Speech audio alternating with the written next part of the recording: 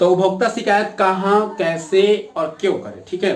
कह रहा है कि पहले है शिकायत क्या है, ठीक है। किसी उत्पादन या व्यापारी जो व्यक्ति उत्पादक है वो अगर गलत सामान दिया है, खराब सामान दिया है, तो उसके प्रति आप उपभोक्ता संरक्षण अधिनियम 1986 के तहत क्या कर सकते हैं, उसके विरुद्ध आप शिकायत कर सकते हैं। अभी हमारे देश में क्वेश्चन बहुत पूछता है, हमारे देश में 582 क्या है जिला फोरम है, 35 राज्य फोरम है और एक राष्ट्रीय आयोग की स्थापना की गई है, जिसके द्वारा 24 लाख मामले में 84% का निपटारा हो चुका है। यानी एक आंकड़ा दिया हुआ है कि इतना हमारे यहाँ जिला फोरम है तो इतना राज्य आयोग फोरम है जिसके तहत इतने मामले आए हैं और इसका निवारण हो चुका है। तो आपके साथ भी ऐसी कोई ठगी होती है तो आप कंप्लेन कर सकते हैं। शिकायत कहाँ करें, तो कह रहा है कि यदि वस्तु और सेवा 20 लाख से कम हो तो जिला फोरम में कीजिए। यानी जो आपके साथ ठगी हुआ है अगर 20 लाख से कम रुपया का हुआ है तो जिला फोरम में कीजिए, और अगर 20 लाख से ऊपर हुआ है, 1 करोड़ से नीचे हुआ है तो शिकायत राज्य फोरम में करें। अगर उससे ज्यादा 1 करोड़ से भी ज्यादा के साथ आपके साथ ठगी हुआ है, आपको मतलब उसमें ठगा की गया है, तो आप राष्ट्रीय फोरम में शिकायत कर सकते हैं और इसका निवारण आपको जल्द ही मिलेगा। शिकायत करने का तरीका तो कह रहा है कि उपभोक्ता द्वारा शिकायत एक कागज पर की जाती है जिसमें दर्ज किया जाता है, इसका कोई शुल्क नहीं लगता है, उसको डाक द्वारा भेज जाता है। यानी शिकायत करने में कोई चार्ज नहीं लगता है और उसको आप भेज सकते हैं। और आर्थिक शोषण और उसका निराकरण जो अंतिम टॉपिक है वो देख लेते हैं। अच्छा अभी 2 टॉपिक और है, देख लेते हैं। कह रहा है कि वर्तमान वैश्वीकरण के युग में उपभोक्ताओं के समक्ष उपयोगिता के विकल्प के चीजों को उपलब्ध, यानी बहुत तरह के वैकल्प लोगों के सामने आ गए हैं, विकल्प आ गए हैं जो आप ले सकते हैं। विज्ञापन में चकाचौंध अक्सर उपभोक्ताओं को भ्रमित करते हैं। वही मॉल वाला हाल, वहां लाइट इतना होता है कि पता नहीं चलेगा कैसा कपड़ा है, क्या गुणवत्ता, भरी लगे तो कलर पत्ते नहीं पसंद नहीं आएगा।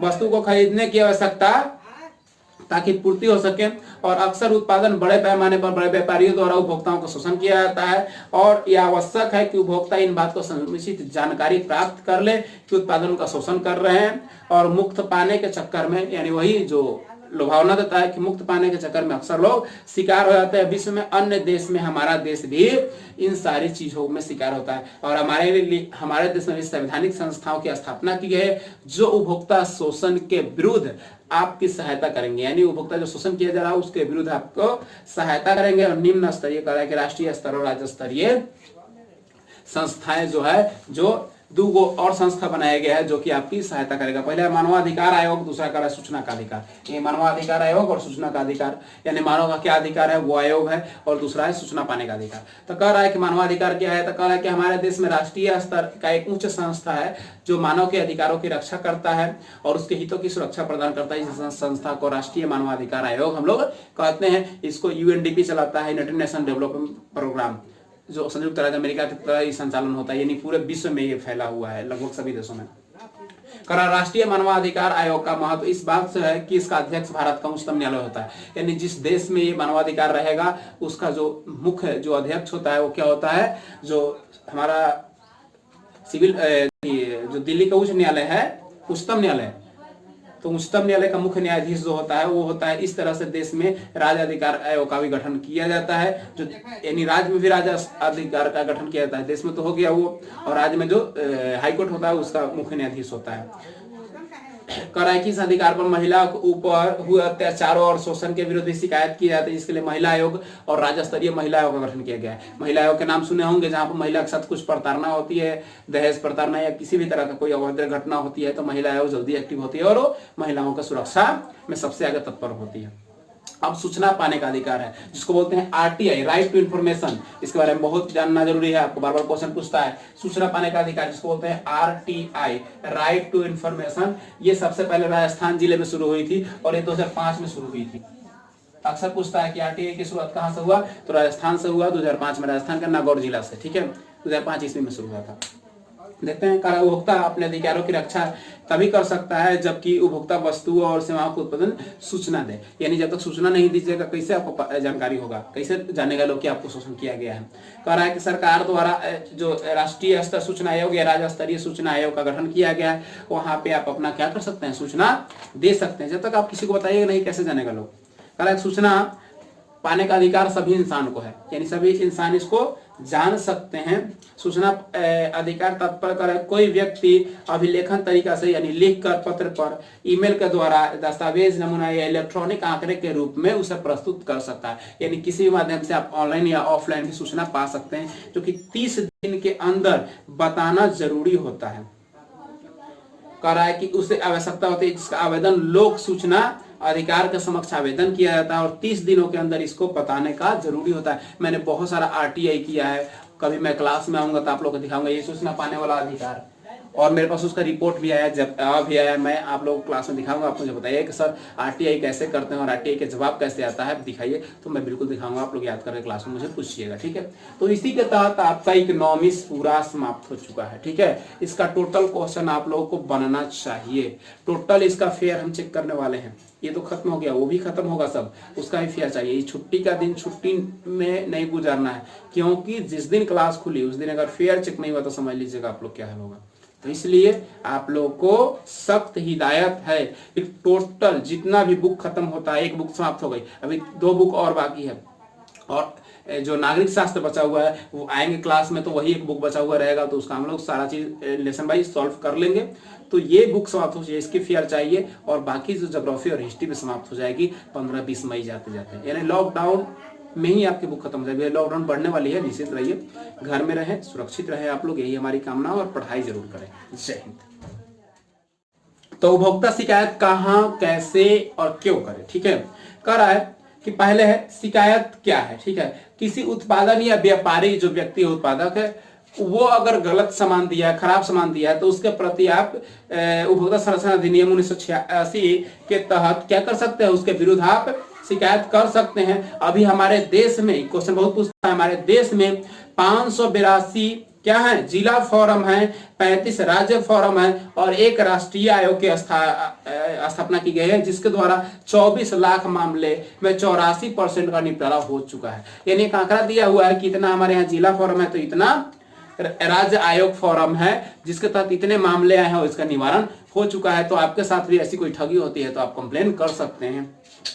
शिकायत कहां करें, तो कह रहा है कि यदि वस्तु और सेवा 20 लाख से कम हो तो जिला फोरम में कीजिए। यानी जो आपके साथ ठगी हुआ है, अगर 20 लाख से कम रुपए का हुआ है तो जिला फोरम में कीजिए, और अगर 20 लाख से ऊपर हुआ है, 1 करोड़ से नीचे हुआ है, तो शिकायत राज्य फोरम में करें। अगर उससे ज्यादा 1 करोड़ से भी ज्यादा के साथ आपके साथ ठगी हुआ है, आपको मतलब उसमें ठगा की गया है, तो आप राष्ट्रीय फोरम में शिकायत कर सकते हैं, और इसका निवारण आपको जल्द ही मिलेगा। शिकायत करने का तरीका तो कह रहा है कि उपभोक्ता द्वारा शिकायत एक कागज पर की जाती है, जिसमें दर्ज किया जाता है, इसका कोई शुल्क नहीं लगता है, उसको डाक द्वारा भेज जाता है। यानी शिकायत करने में कोई चार्ज नहीं लगता है, और उसको आप भेज सकते हैं। और आर्थिक शोषण और उसका निराकरण जो अंतिम टॉपिक है वो देख लेते हैं। अच्छा, अभी 2 टॉपिक और है, देख लेते हैं। कह रहा है कि वर्तमान वैश्वीकरण के युग में उपभोक्ताओं के समक्ष उपयोगिता के विकल्प के चीजों को उपलब्ध, यानी बहुत तरह के वैकल्प लोगों के सामने आ गए हैं, विकल्प आ गए हैं जो आप ले सकते हैं। विज्ञापन में चकाचौंध अक्सर उपभोक्ताओं को भ्रमित करते हैं। वही मॉल वाला हाल, वहां लाइट इतना होता है कि पता नहीं चलेगा कैसा कपड़ा है, क्या गुणवत्ता, भरी लगे तो कलर पता नहीं, पसंद नहीं आएगा।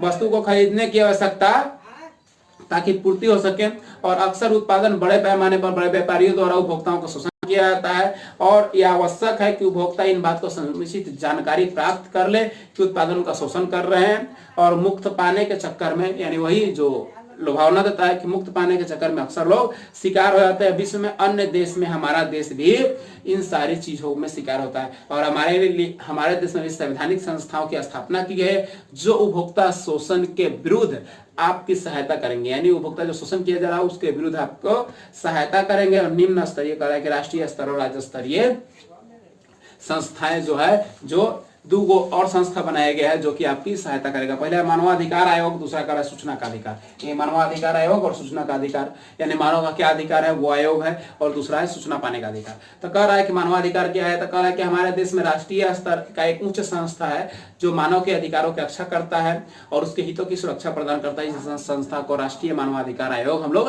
कहते हैं। इसको UNDP चलाता है, यूनाइटेड नेशन डेवलपमेंट प्रोग्राम, जो संयुक्त राज्य अमेरिका के संचालन होता है, यानी पूरे विश्व में ये फैला हुआ है, लगभग सभी देशों में। करा राष्ट्रीय मानवाधिकार आयोग का महत्व इस बात से है कि इसका अध्यक्ष भारत का उच्चतम न्यायालय होता है। यानी जिस देश में ये मानवाधिकार रहेगा उसका जो मुख्य जो अध्यक्ष होता है वो क्या होता है, जो हमारा सिविल जो दिल्ली का उच्च न्यायालय है, उच्चतम न्यायालय, तो उच्चतम न्यायालय का मुख्य न्यायाधीश जो होता है वो होता है। इस तरह से देश में राज्य अधिकार आयोग का भी गठन किया जाता है, जो यानी राज्य में भी राज्य अधिकार का गठन किया जाता है। देश में तो हो गया वो, और राज्य में जो हाईकोर्ट होता है उसका मुख्य न्यायाधीश होता है। कराए किस अधिकार पर महिला के ऊपर हुए अत्याचारों और शोषण के विरुद्ध शिकायत की जाती है, इसलिए महिला आयोग और राज्य स्तरीय महिला आयोग का गठन किया गया है। महिला आयोग के नाम सुने होंगे, जहां पर महिला के साथ कुछ प्रताड़ना होती है, दहेज प्रताड़ना या किसी भी तरह का कोई अभद्र घटना होती है तो महिला आयोग जल्दी एक्टिव होती है और महिलाओं की सुरक्षा में सबसे आगे तत्पर होती है। अब सूचना पाने का अधिकार है जिसको बोलते हैं आरटीआई, राइट टू इन्फॉर्मेशन। इसके बारे में बहुत जानना जरूरी है, आपको बार बार क्वेश्चन पूछता है। सूचना पाने का अधिकार जिसको बोलते हैं आरटीआई, राइट टू इन्फॉर्मेशन, ये सबसे पहले राजस्थान जिले में शुरू हुई थी और ये 2005 में शुरू हुई थी।